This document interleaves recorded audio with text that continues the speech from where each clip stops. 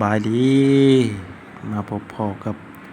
ไอ้น้องกองราชการเมืองเซงฝ่ายของพวกเฮาก็ได้นำพากันเอาเรือลงปะไว้เพื่อกะเกียมประสบภัยน้ำท่วมนี่แหละเพื่อช่วยเหลือพ่อแม่ประชาชนของพวกเฮานี่แหละ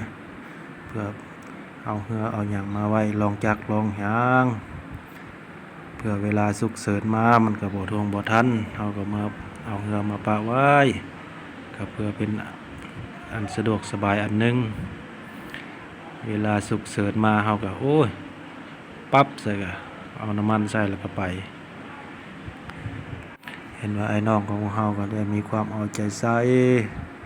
พากันระดมเรือแห้งย่อขึ้นย่อลงแหล้วเนาะแนวเฮาเป็นหัวของชาติมีพวกเฮาก็ต้องมีพ่อแม่ประชาชนมีกันบ่มีพ่อแม่ประชาชนก็บ่มีพวกเฮาคือเก่า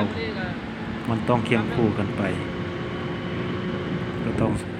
เพิ่นประสบภัยน้ำท่วมเฮาก็ต้องได้ไปช่วยเหลือประสบภัยน้ำท่วมอยู่ไสต้องเห็นหน้าทหารอยู่บนหั้น